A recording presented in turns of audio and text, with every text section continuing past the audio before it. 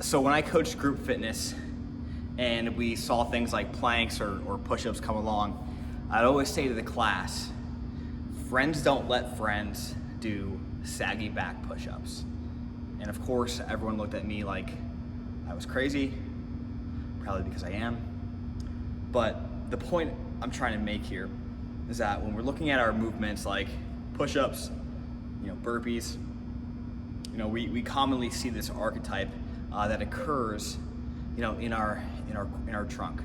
And again, we kind of default to this hyperextension through the hip, hyperextension through the lumbar spine, and we get lazy through our, shoulder girdle, rib cage, scaps. So one of the things I want to introduce for you to, make sure you're getting the most out of your core work, and stressing the areas that you want to stress, right? When we're doing core work, we're doing push-ups, we're doing planks, we have an expectation that it should be an anterior core exercise. Of course, when we're in an environment that's chaotic, that's high intensity, of course, form isn't going to be the best. Of course, concentration and the cognitive part of it isn't going to be super dialed in. But I do want to show you some quick things that you can focus on to get the most out of that training, either for yourself or for your members. So, the first thing obviously is when I'm in a tall plank position, right? We often see this default. Again, my low back is extended, my hips are sagging towards the ground. Again, friends don't let friends do sagging back push-ups. One of the things that you can think about, bring your hips, your belt buckle towards your face, right? And almost round your lower back. Now, one of the things I want you to look at here is my pressure shifts when I do this from the ball of my feet, right? Almost as I'm pressing myself away off of my toes towards my hands.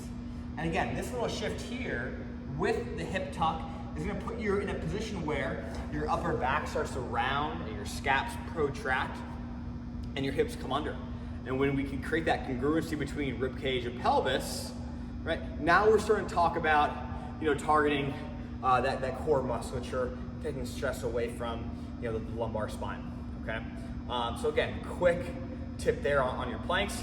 And again, the same thing can be said for a push-up, right? How often do we see people doing high rep push-ups, right? With the low back arch extendedly, we're pushing up through the chest, right? And now what are we even doing, right? It's not even a push-up anymore.